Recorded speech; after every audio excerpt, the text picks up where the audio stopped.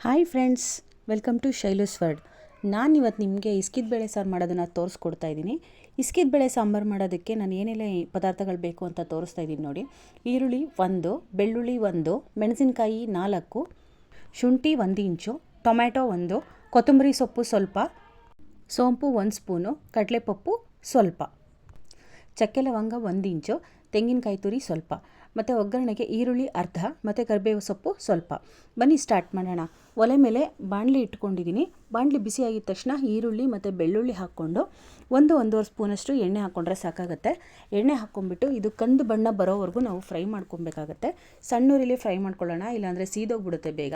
So fry ಮಾಡ್ಕೊಂಡಿದ್ದಾದಮೇಲೆ ನಾವು ಮೆಣಸಿನ್ಕಾಯಿ ಏನು ತೋರಿಸಿದ್ನಲ್ವ, ಆ ಮೆಣಸಿನ್ಕಾಯಿ ಹಾಕ್ಕೊಳ್ತಾ ಇದ್ದೀನಿ. ಅದನ್ನು ಕೂಡ ಒಂದು ಸ್ವಲ್ಪ ಫ್ರೈ ಆಗಬೇಕು.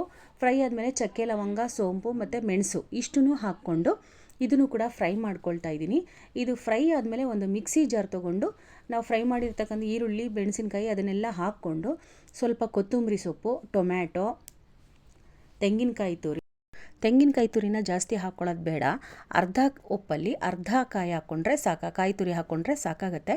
ಮತ್ತು ಕಡಲೆಪಪ್ಪು ಮತ್ತು ಒಂಚೂರು ಶುಂಠಿ ಇಷ್ಟನ್ನು ಹಾಕ್ಕೊಂಬಿಟ್ಟು ನಾವು ನೈಸಿಗೆ ರುಬ್ಕೊಂಬಂದ್ಬಿಡೋಣ. ನೋಡಿ ಈ ಥರ ಇರಬೇಕು.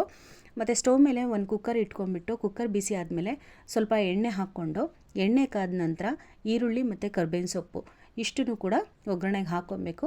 ಸೊ ಇದು ಕಂದು ಬಣ್ಣ ಬಂದಾದಮೇಲೆ ಇಸ್ಕಿದ ಬೇಳೆ ಹಾಕ್ಕೊಂಡು ಒಂದು ಅರ್ಧ ಸ್ಪೂನಷ್ಟು ಅರಿಶಿನ ಹಾಕ್ಕೋಬೇಕಾಗತ್ತೆ.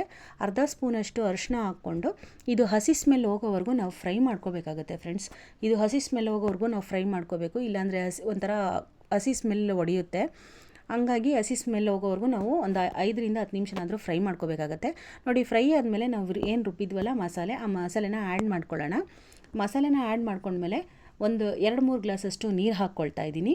ನೀರು ಹಾಕ್ಕೊಂಡು ಸ್ವಲ್ಪ ಕುದ್ದಿದ ನಂತರ ಇದಕ್ಕೆ ನಾನು ಉಪ್ಪು ಹಾಕ್ಕೊಳ್ತಾ ಇದ್ದೀನಿ. ರುಚಿಗೆ ತಕ್ಕಷ್ಟು ಉಪ್ಪು ಹಾಕ್ಕೊಂಡು ಒಂದು ಅಥವಾ 2 ಕುಕ್ಕರ್ ವಿಷಲ್ ಹೊಡೆಸ್ಕೊಂಬಿಡೋಣ. ನೋಡಿ, ಈಗ ಕ್ಯಾಪ್ ರಿಲೀಸ್ ಆಗಿದೆ. ಕ್ಯಾಪ್ ರಿಲೀಸ್ ಆದಮೇಲೆ ನೋಡಿ ಓಪನ್ ಮಾಡ್ತೀನಿ. ಈಗ ಫುಲ್ ಏರೆಲ್ಲ ಔಟ್ ಆಗಿದೆ. ಜಾಸ್ತಿ ವಿಷಲ್ ಹೊಡ್ಸ್ಕೊಬಿಟ್ರೆ ಪೂರ್ತಿ ನುಣ್ಣಗಾಗ್ಬಿಡುತ್ತೆ ಮತ್ತು ತಿನ್ನೋದಕ್ಕೆ ಚೆನ್ನಾಗಿರಲ್ಲ. ಹಸಿ ಕಾಳಾಗಿರೋದ್ರಿಂದ ಒಂದು ಹೊಡ್ಸ್ಕೊಂಡ್ರೆ ಸಾಕಾಗತ್ತೆ. ನೋಡಿ, ನೋಡ್ತಾ ಇದ್ರೆ ಗೊತ್ತಾಗುತ್ತೆ ಕಾಳು ಚೆನ್ನಾಗಿ ಬೆಂದಿದೆ. ಇದನ್ನು ನಾವು ದೋಸೆ ಜೊತೆಲಿ, ಚಪಾತಿ, ಪೂರಿ, ಮುದ್ದೆ ಎಲ್ಲದಕ್ಕೂ ಚೆನ್ನಾಗಿರುತ್ತೆ. ಬನ್ನಿ ನಾವು ದೋಸೆ ಜೊತೆಲಿ ಟೇಸ್ಟ್ ಮಾಡೋಣ ಹೇಗಿರುತ್ತೆ ಅಂತ. ನಾನು ಫಸ್ಟು ಇದನ್ನು ಬೌಲ್ಗೆ ಹಾಕ್ಕೊಳ್ತಾ ಇದ್ದೀನಿ. ಸಾಂಬಾರನ್ನ ಬೌಲ್ಗೆ ಹಾಕ್ಕೊಂಡ್ಬಿಟ್ಟು ದೋಸೆ ಮಾಡಿಕೊಂಡು ನಾನು ದೋಸೆ ಜೊತೆಲಿ ತಿಂತಾ ಇದ್ದೀನಿ. ಸೂಪರಾಗಿರುತ್ತೆ ಫ್ರೆಂಡ್ಸ್, ತುಂಬ ಚೆನ್ನಾಗಿರುತ್ತೆ. ಇಸ್ಕಿದ ಬೇಳೆ ಸಾರು ಜೊತೆಲಿ ದೋಸೆ ತಿಂತಾ ಇದ್ದರೆ ತುಂಬ ಚೆನ್ನಾಗಿರುತ್ತೆ. ನೀವು ಕೂಡ ಒಂದ್ಸರಿ ಟ್ರೈ ಮಾಡಿ, ನಾನು ಮಾಡಿರೋ ಥರ ಟ್ರೈ ಮಾಡಿಬಿಟ್ಟು ಹೇಗಿದೆ ಅಂತ ಹೇಳ್ಬಿಟ್ಟು ಕಾಮೆಂಟ್ ಮೂಲಕ ತಿಳಿಸಿ. ಇಷ್ಟ ಆದರೆ ಲೈಕ್ ಮಾಡಿ, ಶೇರ್ ಮಾಡಿ, ಕಾಮೆಂಟ್ ಮಾಡಿ ಮತ್ತು ಸಬ್ಸ್ಕ್ರೈಬ್ ಆಗಿ. Thank you for watching friends.